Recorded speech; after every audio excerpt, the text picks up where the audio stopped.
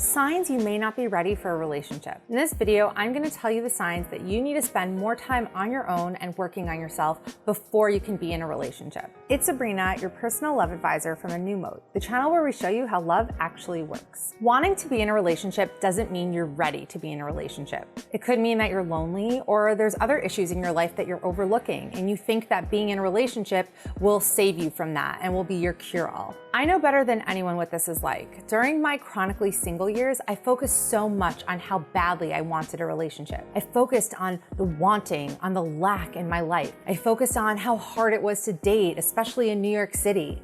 I focused on the fact that all the decent guys seemed to be taken and it was all just so hard and so frustrating. I focused on how unfair the whole thing seemed. But the one thing I didn't focus on was whether or not I was actually in a place where I could be in a relationship, where I could be in a healthy relationship. I was great at being in unhealthy relationships. And the answer during that time was no, I was not. Like, that's where I should have been directing my energy instead. It took a lot of years and a lot of epiphanies before I got to the right place internally, before I was able to sort through everything that needed to be sorted through. So trust me, I am the last person who's gonna pass judgment, but I am the first person who's gonna tell you the truth and help you navigate that daunting road toward getting what it is you really want. And if what you want is a relationship, then you need to be honest with yourself and you need to be honest with what might be holding you back from getting it. And I'm gonna help you do that. So make sure you watch this video all the way until the end.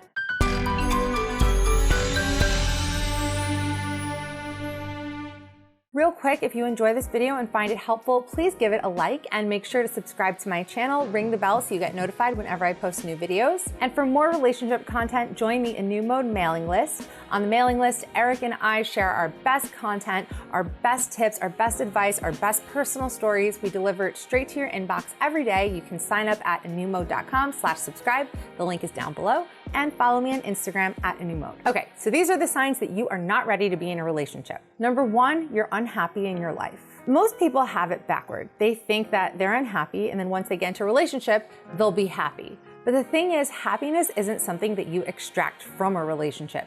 It's something that you bring into the relationship. When you feel unhappy and dissatisfied in life and you're single, it's very easy to point to your singleness as the cause of your unhappiness. And you think that as soon as you're in a relationship, everything will be great and then you'll be in this magical land of happiness forever. Unfortunately, it doesn't work that way. While a good relationship can certainly add to your level of happiness, it can't be your happiness. That's impossible. That's not the role of a partner in a relationship. He can't provide happiness for you. That's something that you can only give yourself. So if you go into a relationship expecting it to make you happy, expecting the guy to make you happy, you're just gonna face more disappointment. It's so important to find happiness on your own. Look, I'm not discounting the fact that being single can be lonely. I was single for a really long time, but being single and being lonely doesn't mean that you have to be miserable. Being happy is a choice. It really is. It's not based on the things that happen to you.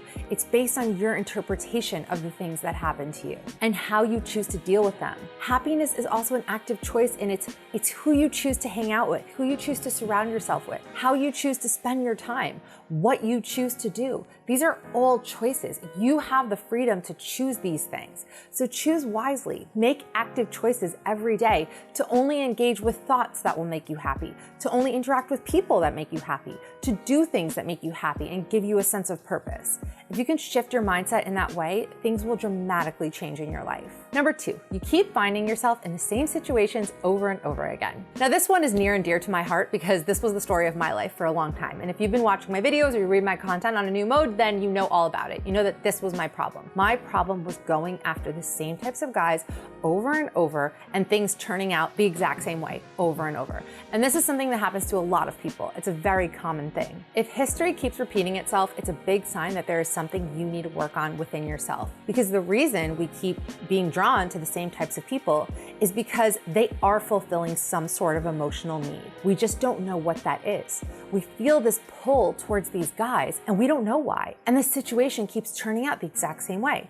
Maybe you get cheated on in every single relationship. Why are you drawn only to guys who are gonna cheat? It's because your subconscious mind picks up on certain things. Personally speaking, I spent many years going after emotionally unavailable guys who just couldn't give me what I wanted. I spent so many years going after the damage cases that needed to be saved, and I have a whole other video on this. I'll link it down below. And when you go after emotionally unavailable guys, you never get the relationship you want because they don't commit to you because they can't commit to anybody. And the reason I was doing it is because it almost gave me this sense of purpose to try to fix them and to try to help them and to try to heal them. It also distracted me from what was going on in my own life for not dealing with the things that I probably should have been dealing with. So it was only when I realized this and redirected that emotional need to a healthier place that I was able to finally break that cycle and be in a healthy relationship. For a very long time, I thought that in time, things would just sort themselves out. Like one day I would stop going after these guys who are bad for me and I would suddenly be attracted to the guys that were good for me. But that wasn't happening. Time doesn't do the work for you.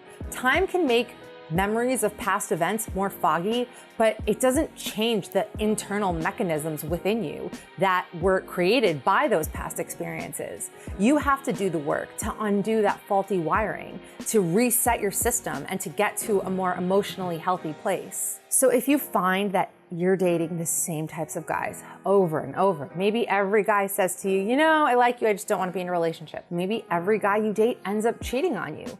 Maybe you keep ending up in codependent relationships where the guy is a complete mess and you end up acting like his mommy or his nursemaid and taking care of him. Whatever the pattern, break it down. Write down the names of all your past relationships, where they went wrong, what happened, and see if you can identify the pattern. See what need these guys are fulfilling within you. Try to deconstruct it and really look at what is going on within you that is leading you to be drawn to these types of relationships. Number 3, you aren't over your ex. This is a huge problem for many women. Being hung up on your ex can just cause you to act in ways that isn't true to yourself, but what you're really trying to do is either get your ex back or distract yourself so that you don't have to deal with the immense pain that you're in following the breakup. You can never run away from your pain, it will always find you. You might only be going after guys in an attempt to make your ex jealous. This is problematic because number one, it probably won't work. Like he probably won't notice or won't care, or even if he does care, who cares? He's your ex. You broke up for a reason. You broke up because the relationship wasn't working. But also it blocks you from forming a genuine connection. What if this guy that you're going after to make your ex jealous is actually a really great guy and could be really good for you? But you can't form a connection with him because you're using him as a means to an end. And eventually that relationship will just fizzle out and you're just gonna be alone and pining for your ex endlessly until you deal with it. If you aren't over your ex yet, then the chances are high that you're still idealizing him. And if you're doing that, then no mere mortal man will ever measure up. And if anything, you're just kind of setting yourself up to be more depressed when you go out with guys because you're comparing these guys to the memory, the great and grandiose and exaggerated memory of your ex, and they will never compare. So you're just setting yourself up to be alone and to not find another guy who could be really great for you, even better than your ex was for you. Because here's the thing about your ex, it didn't work out with him. So clearly, if it didn't work out, it's because he's not the right guy for you, and maybe you need to date a different type of guy. Before putting yourself back on the dating market, make sure you have come to terms with your last relationship and made peace with it. Get into a headspace of, I need to move on, not I need to get him back. If you're in the I need to get him back mindset, then watch some of our videos on either getting your ex back or how to get over a breakup. We have a whole playlist on ex back, so make sure you watch that. But you need to get into the headspace of, if you're still in the I need to get him back headspace, then okay, that's a different topic. But you need to be in the I need to move on headspace before you can entertain the idea of being in a relationship with someone else. Getting over a breakup isn't a passive process. Again, time does not heal all wounds. Time makes things foggy at best. That's all time will do for you. And time will give you some wrinkles and some gray hairs, but it will not heal you. It just won't. You know, I really hate that quote. Like, I really, really do. I really feel like it's misleading because we think, okay, just let time pass and time will do its magic. No, you need to do the work. It's not a passive process. You need to heal. Breakups can be downright traumatic. There is a lot you need to deal with. And if you don't, it's just gonna bubble over into your next relationship and cause problems in your next relationship. So it's so much better to just deal with it now so you can start fresh with someone new and not bring in all that garbage from your last relationship. Number 4, you have walls up. You cannot live an emotionally satisfying life behind a plastic wall, as comforting as that wall could be. There are a variety of reasons why people have walls up. A lot of the times it's because we've been severely hurt in the past, and this is how we protect ourselves. But true love is about being seen and being known. And you can't ever get to that place with someone if you're hiding behind a wall. They're always just gonna sense that they can't get through to you. They can't connect to you on an emotional level, and the relationship will just fall flat. This is why you might notice that things get off to a great start, but then they just kind of die down, and you don't know why. You don't know why. You just can't break past this certain point with the guys that you date. Trust me, I know how hard it is to be real and vulnerable, especially when you've had your heart annihilated in the past. But this is the only pathway to a deep and meaningful connection. That's not to say that you should just let your heart lead the way and you shouldn't, be cautious and go into things with your eyes open and using objective reasoning, because that's very, very important. That's not the same as having your guard all the way up at all times. Having walls and protections and an aura of I don't need anything from anybody succeeds in doing one thing: keeping people out. In a healthy relationship, both people need to be able to lean on each other, and you can't do that if you won't let the other person in. If you suspect that you have walls up, it's really important to understand why and to work on knocking them down. Maybe this is something you can do on your own. Maybe it's something that you need to do with a really good therapist. Either way, it's a big priority. Number 5, you are too desperate. If you find yourself bending over backwards to turn yourself into what you think a man wants, then it's a sign you need to look inward and look at yourself and look at why it is you feel that you need a man's approval so badly. If you feel like you can't be who you truly are in order for a guy to like you, that's a big problem. That is an indication that you are really lacking in self-esteem, and you should focus on building your self-esteem before focusing on being in a relationship. Desperation is the stench that poisons everything. I actually have another video on desperate behaviors that push men away, so if you kind of think that you're a little too desperate, you should definitely check that out as well. But being desperate is basically a manifestation of not feeling good enough. So you think that as soon as you can get a guy to like you or love you, then that will mean you're worthy. Then that will mean that you're good enough. And this is so significant to you. You have so much riding on this because it's your sense of worth that you act in ways that are so desperate.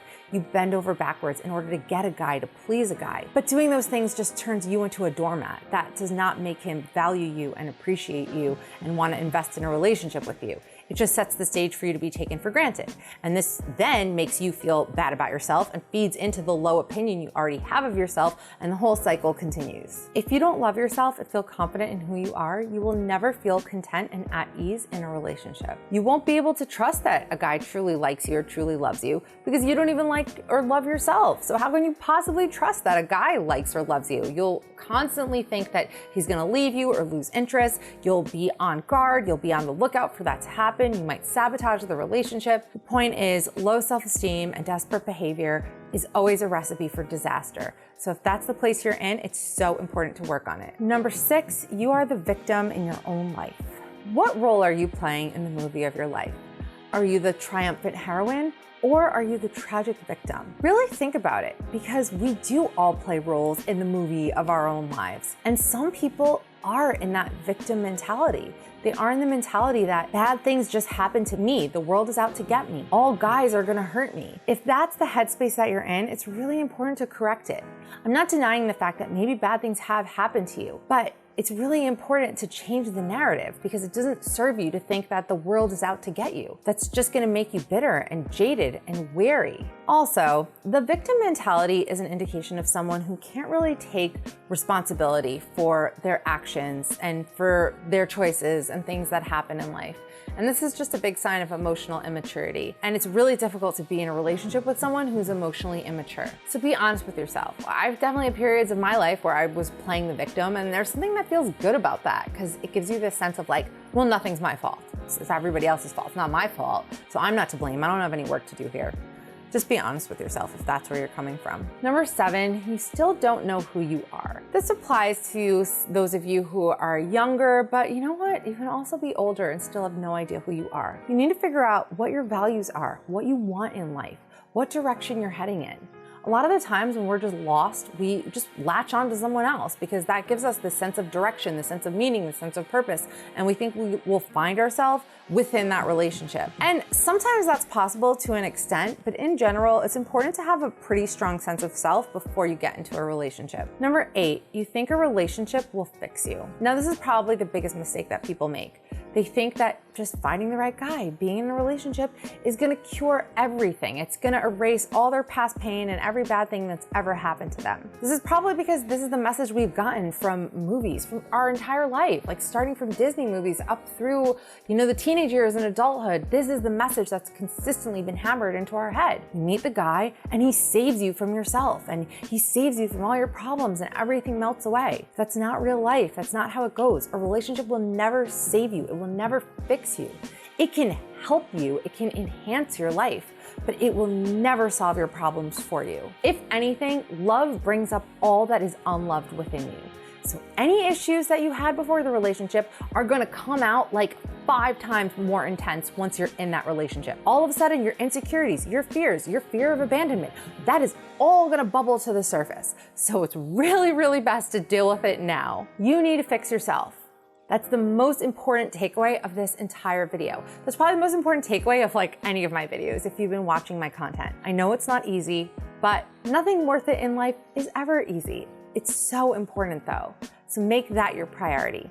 Once you do that, then I promise you, you will find a great guy and you will have a healthy, happy relationship. What did you think of this list? Do you agree? Do you disagree? I know it may have come across a little harsh at times, but that will only serve you in the end because I tell you guys the things that I wish someone had told me when I was younger. Anyway, please share your thoughts and your comments down below. I love hearing from you guys. Maybe you were someone who wasn't ready for a relationship and you did the work on yourself to get to a place where you're ready. Please just share your stories. I love hearing from you guys, love interacting with you, answering your questions. For more relationship advice, check out anewmode.com, subscribe to our newsletter, anewmode.com/subscribe, and follow me on Instagram @anewmode, and I'll see you in the next video.